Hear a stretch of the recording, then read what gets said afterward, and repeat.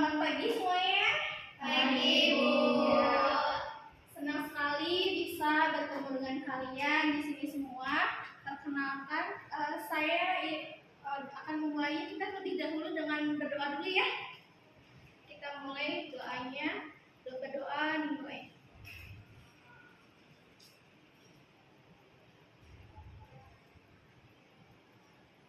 Berdoa selesai.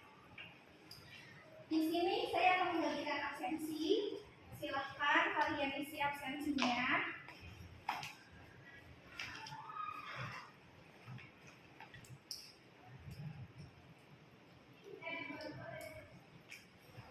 Diputarkan absensinya.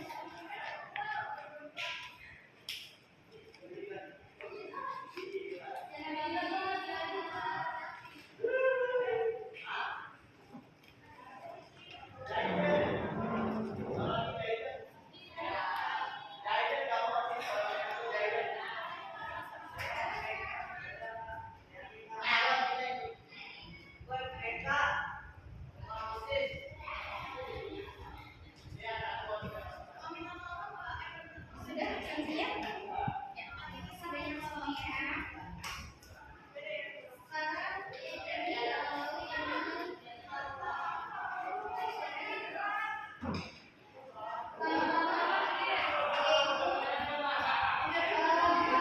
Sebelum kita memulai aktivitas hari ini ya, kita motivasi diri kita dulu kan.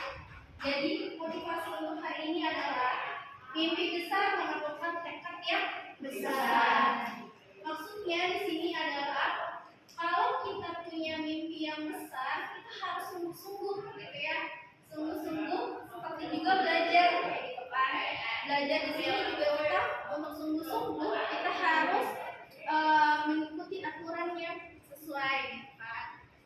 Jadi untuk mengikuti aturan sesuai itu dan belajar sungguh-sungguh itu, mimpi kita, cita-cita kita nanti akan tercapai di kemudian hari sesuai dengan yang kita inginkan.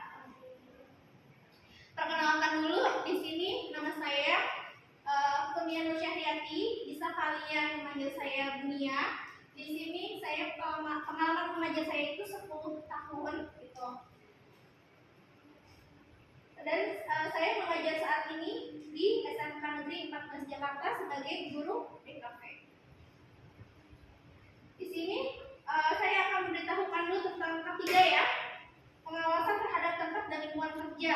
Di sini adalah kebersihan dan kerapihan pada ruang kelas. Di sini sudah rapi belum? Sudah, Bu. Sudah. Sudah bersih belum? Coba cek bawahnya. Sudah. Terus keamanannya seperti alat pemadam, kotak T3K, rantai evakuasi, pintu keluar, dan jalur evakuasi ada di sini? Ada. Terus instalasi listrik dan peralatan listrik lainnya aman? Aman. Terus ventilasi udara dan pencahayaannya baik? Baik. Kebersihannya nyaman, tempat duduknya enak? Enak. Nah, tata tertib kita sebelum kita memulai pelatihan hari ini yaitu pertama, dilarang menggunakan HP sebelum dipersilahkan. Dilarang berisik, dilarang makan saat pelatihan. Jangan makan ya. Ada yang mau makanan di sini? Tidak. Udah sarapan belum? Sudah. Terus angkat tangan jika bertanya ya. Gitu. Terus tepat waktu saat jam istirahat. Kalau kita dari jam istirahat, segera kembali setelah waktu istirahat selesai. Terus dimohon untuk tidak meninggalkan ruangan selama pelatihan. Nah, di sini kan pertemuan sebelumnya itu kita tentang cara merumuskan hasil pengembangan konsep kreatif menjadi bahan standar output, yaitu merumuskan hasil yang terstruktur agar ide kreatif diterjemahkan secara jelas dan aplikatif. Nah, di sini roadmap-nya yaitu kita ada kode unitnya itu J59MTF00.004.1. Judul unitnya yaitu menyusun creative brief, dan yang elemen kompetensi yang kita pelajari hari ini adalah menyusun arahan kreatif. Terus KUK-nya itu adalah yang bagian pengetahuan, yaitu dapat menjelaskan cara membuat standar pekerja kreatif atau kreatif brief untuk menjadi acuan produksi. Jadi kesimpulannya ada yang kita mau pelajari hari ini adalah cara membuat standar pekerjaan kreatif atau kreatif brief untuk menjadi acuan produksi. Di sini intinya adalah kita membuat kreatif brief ya. Gimana cara menyusunnya? Tujuan pelatihannya yaitu setelah selesai mengikuti pelatihan, peserta dapat, gitu kan? Jadi setelah kamu mempelajari ini, kalian bisa menjelaskan cara membuat standar pekerjaan kreatif brief untuk menjadi acuan produksi menggunakan aplikasi pengolah kata sesuai dengan algoritma metode pada metadata pada YouTube. Manfaatnya setelah selesai mengikuti pelatihan keseluruhan, kalau tadi kan pas saat pelatihan nih. Nah, kalau setelah mengikuti keseluruhan pelatihan, peserta mampu menyusun, menulis, dan mempresentasikan kreatif brief. Apa sih kreatif brief? Gitu kan? Kreatif brief adalah dokumen yang menyajikan instruksi panduan dan informasi penting untuk tim kreatif agar dapat menghasilkan pekerjaan yang sesuai dengan tujuan yang diinginkan oleh klien atau perusahaan. Gitu. Fungsinya di sini adalah sebagai pedoman yang jelas bagi semua pihak yang terlibat dalam produksi kreatif, mulai dari tim desain, terus copywriting hingga proses produksi. Tujuannya apa sih? Yaitu menyusun dan menyampaikan tujuan kreatif secara jelas dan terukur. Terus memberikan informasi yang tepat kepada tim kreatif agar dapat bekerja dengan efektif, menghindari kesalahpahaman antara klien dan tim produksi, membantu kreatif menghasilkan karya sesuai dengan harapan klien, dan menyediakan acuan yang mudah dipahami untuk evaluasi hasil pekerjaan. Terus apa saja sih elemen yang harus ada dalam kreatif brief? Gitu kan? Yang pertama adalah informasi klien atau perusahaan. Di sini kalian harus mencari mengetahui nama perusahaannya itu apa, terus dia itu perusahaan itu terlibat di bidang apa, gitu ya. Terus nilai dan visi perusahaannya. Gitu. Nah, terus yang kedua adalah tujuan dan sasaran proyek. Nah, di sini harus tahu kita tuh bikin nanti kontennya itu untuk apa nih, gitu kan? Kreatif briefnya apa meningkatkan brand awareness atau memperkenalkan produk, gitu kan? Atau cuma untuk menarik pelanggan baru, gitu. Sedangkan sasaran, terus ada juga sasaran audiens nih yang kita harus tahu dari usia, gender, lokasi, preferensi, gitu. Dan kalau yang ketiga adalah pesan utama, di mana di sini kita harus menyampaikan pesan yang ingin disampaikan oleh audiens itu pesannya apa sih? Gitu. Kita harus menangkap itu, gitu dalam kreatif brief itu. Terus nilai manfaatnya apa sih? Gitu kan? Dari kreatif brief yang kita buat. Nah, terus deskripsi audiens ini target marketingnya. Jadi yang ingin dijangkau itu audiens demografi mana? Jakarta doang, atau misalnya se Indonesia atau internasional kayak gitu. Terus psikografi atau kebiasaannya, menurut kebiasaannya ini audiensnya suka nonton, gitu kan? Oh, jadi buatnya konten yang menarik nih, yang biar dia nontonnya lama di konten kita, kayak gitu kan? Terus kita mau share di mana nih nanti media yang digunakan ya kan? Media sosial, TV atau iklan cetak. Tapi nanti kita diarahkannya untuk ke sosial media, terutama di YouTube ya. Terus yang selanjutnya adalah tantangan atau masalah yang dihadapi. Itu kita harus tahu tantangan yang dihadapi klien dalam memasarkan produknya. Gitu. Terus ada materi kreatifnya yang menjadi solusi. Jadi di sini maksudnya materi kreatif yang menjadi solusi adalah jadi apa sih tantangan yang dimiliki oleh si klien, gitu kan?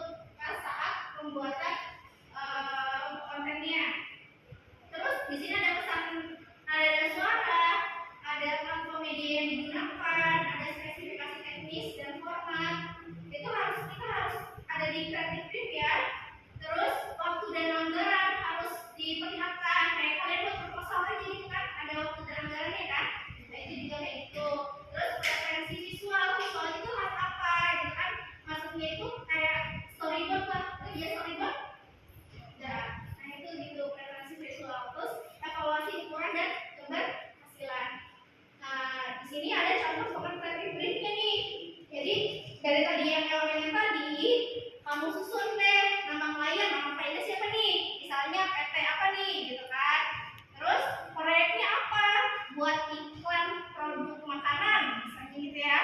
Terus tujuan proyeknya apa?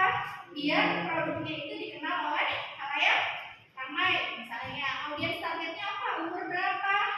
Gendernya apa? Gitu. Kayak gitu target audiensnya. Terus pesan utama yang ingin disampaikan untuk si kontennya itu apa? Gitu kan? Terus nada suaranya bagaimana? Media apa? Media yang kita nanti mau share di mana? Gitu kan? Spesifikasi teknisnya bagaimana? Kayak misalnya format tadi kan, formatnya mau MP4 apa gitu kan, ukurannya berapa gitu kan, dimensinya berapa, terus waktu dan anggarannya. Terus di sini ada langkah-langkah pembuatan kreatif brief, yaitu ada mengidentifikasi tujuan proyek, terus baru habis tujuan kita tahu tujuan itu ada latar belakang, ada tujuan ya, latar belakang kita buat itu apa sih gitu kan, terus tujuannya itu apa sih. Nah terus setelah itu memahami target audiensnya tadi, umurnya gitu kan, demografinya gitu. Terus pesan utamanya apa, verifikasi batasan dan budaya, memberikan referensi gaya visual dan penyusunan timeline. Nah di sini ada yang bertanya kan tentang penyusunan kreatif brief? Apa sudah mengerti semua? Ini saya ya, silakan. Dalam apa namanya, dalam pembuatan kreatif brief ini bisa berguna untuk kita selama pelajaran aja atau berguna untuk keseluruhannya, Bu? Apalagi kan ini kalau misalnya dijelasinnya cuma di sekolah aja, takutnya tuh kita cuma ngerti tuh kayak di sekolah aja, nggak kepake untuk pas saat kita magang ataupun kerja gitu loh, Bu. Oh, kalau kreatif brief itu bisa digunakan di segala lini. Sebenarnya kreatif brief itu kalau di sini kan ditekankannya untuk kita bikin konten ya, tapi bisa juga kreatif brief itu untuk pembuatan konten desain berupa gambar atau misalnya terus untuk animasi gitu. Jadi di segala ini tuh sebenarnya bisa itu konten brief itu kreatif brief ya, maksudnya bisa untuk perencanaan, kayak seperti perencanaan susunan acaranya gimana gitu kan, kalau di dalam bikin laporan ya, laporan apa, proposal gitu kan, perencanaan acara gitu. Ada lagi yang bertanyakan? Ya udah, kalau tidak ada lagi yang ingin ditanyakan, yaitu kesimpulannya adalah dari pokok bahasan ini, berarti kalian sebagai peserta dapat menjelaskan cara membuat standar pekerjaan kreatif brief untuk menjadi acuan produksi menggunakan aplikasi pengolah kata dengan algoritma metadata pada YouTube. Jadi kita buat kreatif briefnya, terus kemudian disusun di aplikasi pengolah kata, bisa di Word ataupun di Google Doc ya, dan aplikasi sejenisnya. Terus di sini saya ingin menanyakan nih, tadi kan saya sudah ada nih, apa sih fungsi dari kreatif brief? Ada yang tahu tidak?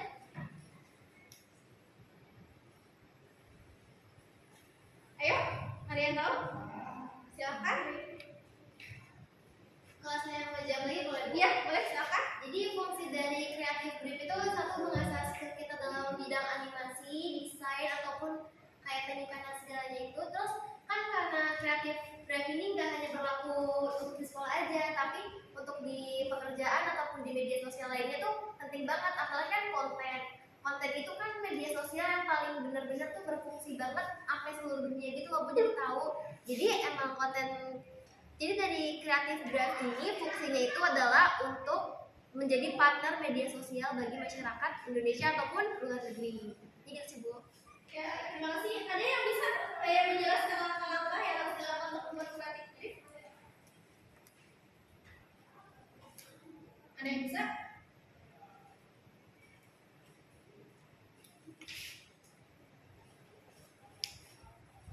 Ya, silakan. Jadi yang pertama-tama kita menyesuaikan terus kemudian kita rangkum, kemudian audiensnya,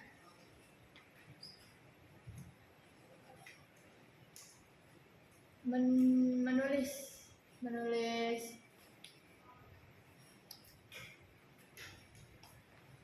Iya, menulis apa? menulis langkah-langkahnya. Nah, ya, itu. Sudah? Ya, terima kasih semuanya. Karena sudah pengaplikasiannya sudah pada jelas ya, dan sudah pada tahu untuk fungsinya dan langkah-langkahnya, silahkan kerjakan evaluasi di depan. Tuh. Sediakan alat tulisnya itu untuk dikerjakan. Saya kasih waktu 3 menit ya.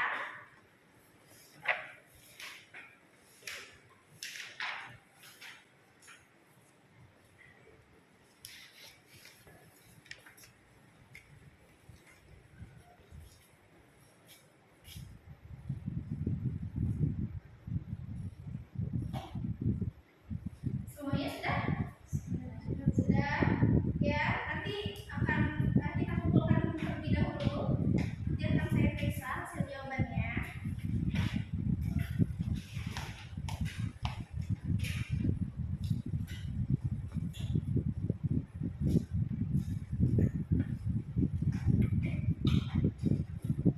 Terus di sini tugas tambahan maksudnya untuk tugas pertemuan berikutnya ya.